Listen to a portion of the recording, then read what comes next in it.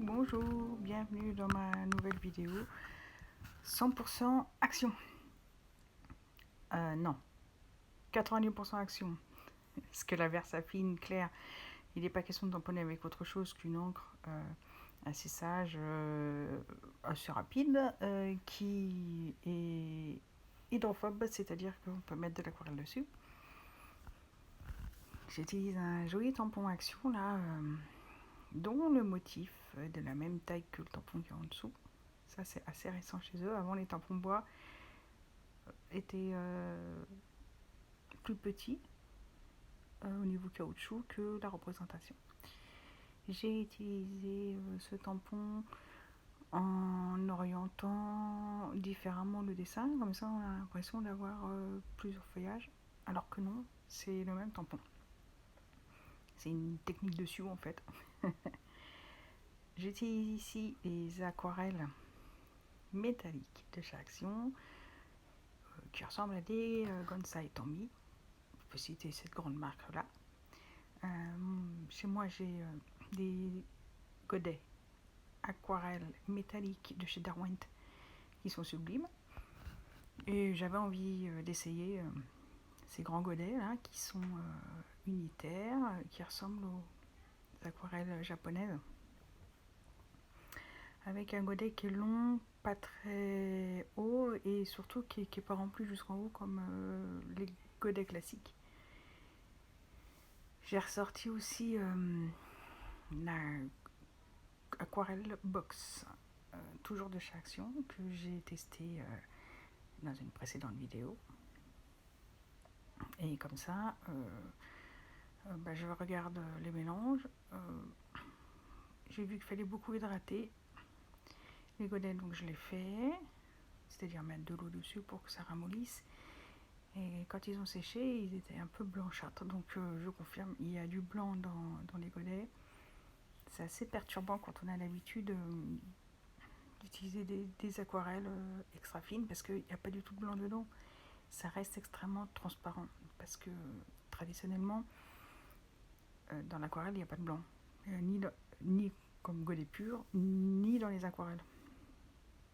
Donc ça, c'est quelque chose qui est assez perturbant quand on prend des aquarelles comme ça, hein, pas de gamme. Je peux même pas dire fine en fait, parce qu'elle coûte si peu cher. Je crois que c'est moins de 5 € la boîte là, donc pour 15 godets, ça coûte que dalle. Vous voyez, prenez un godet d'une aquarelle extra fine, vous mettez plus d'1 an à vous faire une boîte, hein.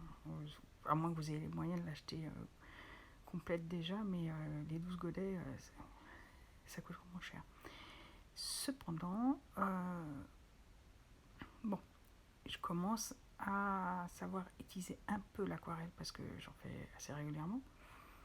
Et je trouve, comme j'ai dit dans la vidéo précédente, que ces aquarelles-là, aquarelle box de chez Action, ils font le job. C'est-à-dire qu'ils sont assez jolis. Moi, je trouve que les couleurs, elles sont sympas parce qu'elles sont pas franches en fait. Ils ont mis des tons qui sont pas courants. Voilà. Ce qu'on peut lui reprocher par contre, c'est qu'il n'y a pas les 3 couleurs primaires, c'est-à-dire le magenta. Il y a des rouges en fait, il y a un rouge orangé et un rouge écarlate, mais il n'y a pas de magenta, donc il manque un rose. Donc si on veut les roses, là, il va falloir à peine diluer le rouge.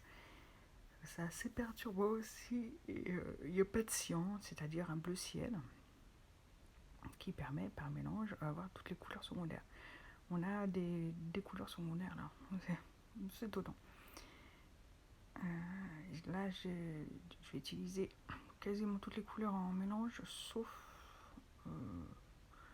l'orangé que je prends pur, mais sinon je vais avoir un vert chartreuse là, que je vais fabriquer avec du jaune et du bleu. Je vais avoir un bleu outre-mer que je vais fabriquer, voilà. Celui-là il ressemble un peu, voilà, que je désature en mettant en fait le noir là. Finalement quand il est hydraté, ça fait du noir. En tout cas il désature bien les couleurs. Désaturer, ça veut dire rendre la couleur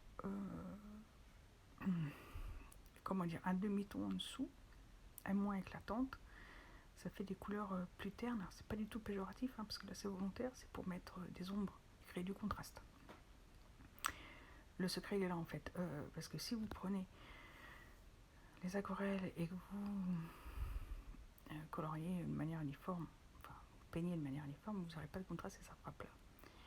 Il faut pas oublier non plus de prendre de la matière. Là, comme je les avais déjà utilisées hier, je savais qu'il fallait un peu plus prendre de matière sur le pinceau, donc je l'ai fait, donc elles sont plus foncées. Voilà. Et puis surtout, j'ai commencé par un jus clair, et puis je laisse sécher, je tourne autour de mon dessin, un coup je vais peindre les oiseaux, un coup je vais peindre le du haut, après celle du milieu, après celle de droite, et puis je continue comme ça l'aquarelle elle a le temps de s'imprégner un peu dans le papier et de fuser. Ça va, ça fuse gentiment, bon, c'est pas extraordinaire, c'est en plus un papier Canson XL là, spécial aquarelle. Bon, pour moi c'est pas un papier extraordinaire, je l'aime pas beaucoup. Disons que pour faire les fonds ça va bien, c'est-à-dire tout ce qui est gris là que j'ai fait avec l'aquarelle métallique la plus claire, et puis après j'avais rajouté un peu de foncé, pardon. Ben, ça va bien, mais pour les détails j'ai plus de mal.